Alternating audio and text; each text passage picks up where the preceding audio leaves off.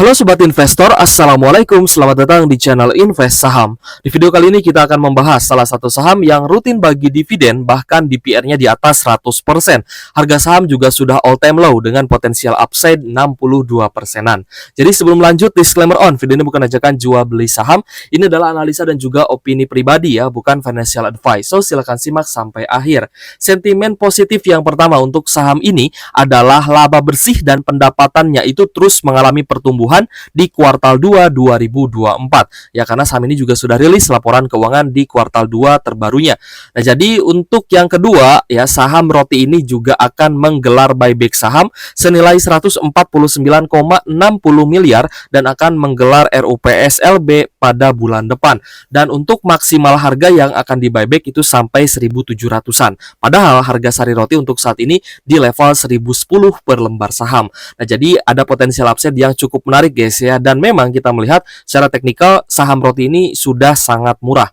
Lalu kita akan lihat juga ya, ternyata harga gandum ini menjadi katalis positif yang ketiga, di mana harga gandumnya itu terus mengalami penurunan guys. Jadi ya ini kan bahan baku untuk pembuatan roti ya guys ya, maka dari itu ketika harga gandumnya turun, ini akan menjadi sentimen positif terutama untuk emiten yang memproduksi roti, yaitu PT Sari Roti ya guys ya, atau PT Nippon Indosari Korpindo Tbk.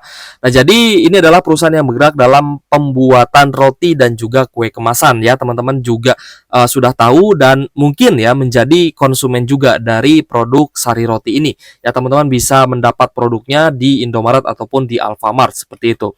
Perusahaan ini didirikan pada tanggal 8 Maret 1995, masuk ke dalam sektor consumer atau makanan dan juga minuman guys ya. Beberapa emiten sejenis ini ada beberapa emiten makanan ya, seperti Aisa, Beef Boba dan lain-lain. Tanggal IPO-nya di 28 Juni 2010, masuk ke dalam papan utama dengan kapitalisasi market 6,25 triliun guys ya. Untuk komposisi pemegang sahamnya ya, masyarakat ini hanya memegang 9,56% saja, dan sisanya ini adalah korporasi. Jadi paling banyak yang memegang saham roti adalah dari perusahaan seperti itu. Lalu untuk wilayah kerja atau pabriknya ini ada 14 pabrik yang lokasinya cukup strategis ya guys ya, di banyak pulau di Indonesia. Salah satunya adalah di Pulau Jawa, ini banyak sekali guys. Ada di Cikande, Purwakarta, Cikarang, Cibitung ya guys ya. Lalu di Sumatera ada di Palembang, Medan, lalu ada juga di Pulau Batam. Ya, sedangkan di Pulau Kalimantan ada Balikpapan dan juga Banjarmasin, sedangkan di Sulawesi ada di Makassar. Sedangkan di Jawa Timur ada Gresik dan juga Pasuruan.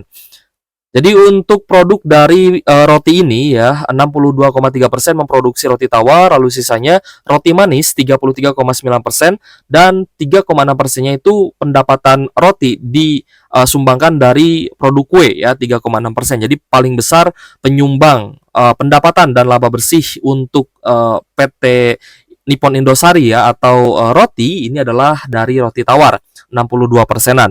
Lalu pelanggannya ada Alfamart 21,5%, lalu ada Indomaret ya 30%-an, dan lainnya 47,6%. Sedangkan untuk distribusi paling besar itu adalah di daerah Cikarang, Cibitung dan juga Purwakarta.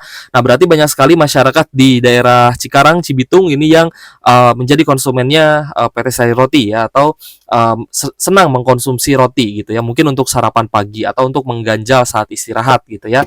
Sedangkan sisanya ada dari wilayah timur ya, mungkin di Jawa Timur 24%, lalu Batam, Cikande dan Palembang, wilayah Sumatera 10,9%, dan ada ekspor juga nih ke Filipina 3,6%-an. Jadi untuk Sari Roti ya, di kuartal 2 2024 ya, kita lihat di sekuritas ternyata mengalami kenaikan laba bersih ya secara year on year dari 70 miliar menjadi 71 miliar. Memang yang cukup kentara dari sisi pertumbuhan laba bersih adalah pada kuartal 1 2024. Jadi kenaikannya juga cukup signifikan ya guys ya, sekitar 50%-an, dari 49 miliar menjadi 74 miliar ya pada kuartal 1 2024. Dan ini mengisyaratkan bahwa PT Sari Roti atau emiten roti ini itu adalah perusahaan yang terus bertumbuh dari sisi laba bersih ya, meskipun kalau misalkan teman-teman jeli melihat emiten yang satu ini, dividen payout ratio-nya itu di atas 100% di 3 tahun terakhir ya guys ya. 133%, 152%, bahkan 162% pada tahun tutup buku 2023 lalu yang dibagikan di 2024 ini ya guys ya, tepatnya sekitar bulan 4. Nah, jadi untuk roti, kalau misal kita cek dari sisi valuasi, PE ratio cukup tinggi 21 kali dengan PBV 3,7 kali, yang berarti harga sahamnya memang tidak bisa kita katakan lagi sebagai perusahaan yang memiliki valuasi yang murah. Tapi untuk saham-saham consumer, kalau misal teman-teman teliti ya, memang rata-rata dari sisi PBV sudah sangat mahal seperti itu. Tapi yang menjadi titik berat kita adalah bukan dari valuasinya ya, tapi dari harga saham, dan juga kita akan melihat seprofit apa sih jika kita berinvestasi di saham consumer seperti itu guys ya. Lalu kita cek dari sisi liabilitas to ekuitas atau debt to equity ratio di angka 90,35%. Ini masih cukup oke ya guys ya, dan tentunya masih cukup aman di mana DER-nya di bawah 100% dengan total cash 477 miliar dan asetnya 3,8 triliun. Sedangkan liabilitas di angka 1,8 triliun dan ekuitasnya di angka 2 triliunan. NPM atau net profit margin 7,29%, ini cukup tinggi ya untuk saham sektor consumer. Lalu dari sisi dividen guys ya, dividen di tahun 2024 ini ya, tepatnya di April 2024 itu dividen yieldnya mencapai 8,6% ya. Kalau misalkan kita bandingkan dengan harga saham saat ini di level 1010 per lembar saham dengan pembagian dividen yang sudah dibagikan kemarin itu Rp87 per lembar saham. Jadi untuk data di sekuritas ini memang disesuaikan dengan harga terbaru. Sedangkan data di investing.com itu disesuaikan atau ditetapkan dengan harga ketika kumdet. Jadi dividen yieldnya itu tetap, sedangkan di sekuritas dividen yieldnya ini bisa berubah. Dari sisi return on asset di angka 9,25% dan return on equity 17,64%. ROE-nya cukup tinggi ya guys ya. Tapi memang kita melihat dari laporan keuangannya pun ekuitasnya itu ada berkurang dan liabilitasnya ada sedikit kenaikan ya guys ya. Jadi untuk roti ini ada beberapa PR sebenarnya, tapi ini pun sebenarnya bukan kekurangan yang cukup yang cukup memberatkan sih. Kita lihat ya, selama laba bersihnya juga mengalami pertumbuhan, saya rasa nggak ada masalah ya untuk perusahaan yang satu ini ya, PT Nippon Indosari Tbk ya, saham roti. Jadi saham roti ini di satu tahunan sudah turun 20,78%. Tapi kalau misal kita lihat nanti di all time high-nya itu sudah turun sangat dalam guys ya. Jadi sudah all time low lah. Nah kita lihat untuk buyback-nya oleh Nippon Indosari ini terakhir dilakukan di 20 Desember tahun 2022 lalu guys ya. Di tahun 2022 PT Nippon Indosari ini sering sekali melakukan buyback ya, apalagi di bulan September, Oktober dan juga di Desember ini sering sekali melakukan buyback. Nah, akan menggelar buyback lagi ya senilai tadi yang sudah kita bahas 149,60 miliar dengan maksimal harga di 1.700-an, maka dari sini pun kita bisa menilai bahwa perusahaan ini memiliki cash yang cukup untuk melakukan buyback kembali ya guys ya. Meskipun di bulan Mei 2024 ini ada sedikit penjualan ya dari Nippon Indosari Korpindo. Dengan melakukan buyback, saya rasa ini pun menjadi indikasi bahwa perusahaan ya ini manajemennya sangat yakin dengan perusahaan ini ya, bahwa perusahaan kedepannya akan terus mencatatkan laba dan akan terus bertumbuh seperti itu. Dari seasonality kita akan coba lihat guys ya, seasonality di bulan April cukup bagus ya, Januari dan April cukup bagus, tapi setidaknya di Februari dan juga Maret akan ada sedikit goncangan ya. Lalu Mei Juni juga ternyata terimbas oleh sell in Mei. Jadi teman-teman harus waspada di bulan Mei Juni ya, meskipun mendapatkan dividennya di bulan April. Jadi setidaknya teman-teman kalau misalkan mau buyback kembali saham roti ini ya sekitar bulan November Desember gitu guys ya. Lalu di bulan Juli ya mayoritas ditutup hijau ya, mayoritas ditutup hijau. Agustus sampai akhir tahun juga kita lihat fluktuasinya kemungkinan juga bisa naik lagi. Jadi untuk saham roti ini apakah ada kemungkinan naik ya, nanti kita bahas gitu guys ya di bulan Juli dan juga Agustus ini bagaimana perkembangan harga sahamnya kita akan bahas juga di video ini. Oke guys, kita akan bahas dulu terkait dengan shareholders ya guys ya, atau porsi kepemilikan saham. Di sini ada PT Indo Retail Makmur International Tbk ya memegang 25% sebagai pengendali, lalu ada Demeter Indo Investment Pte Limited memegang 22%, lalu ada Bonlight Investment Limited memegang 20,79%, masyarakat sekitar 8,9% saja. Saham treasury-nya sekitar 7,78% dengan Leaf Holding Pte Limited 6%-an. Untuk holding composition yang paling besar di sini adalah investor foreign ya guys ya, memegang sekitar 55,99% dan lokalnya 35%. Jadi untuk roti juga mayoritas pemegang sahamnya adalah foreign atau investor asing. Untuk lokal didominasi oleh investor perusahaan, begitupun juga dengan foreign. Foreignnya juga sama ya guys ya, investor perusahaan yang paling besar dananya di saham roti ini. Tadi kita lihat ya IPO-nya di sekitar 2020-an. Jadi saham roti ini adalah salah satu saham yang sudah bisa bagi dividen 1 tahun sejak IPO. Jadi saham IPO juga tidak bisa kita sepelekan guys ya. Oh, saham IPO katanya nggak ada fundamentalnya ya. Saham IPO nol fundamental gitu ya. Untuk analisa awal ya memang kita tidak terlalu memberatkan terhadap fundamental ya. Tapi untuk ketika dia sudah listing ya guys ya, sudah 1 tahun berjalan, 5 bulan berjalan, itu fundamental akan diperhitungkan oleh banyak investor. Meskipun investor itu dia tidak ikut IPO-nya.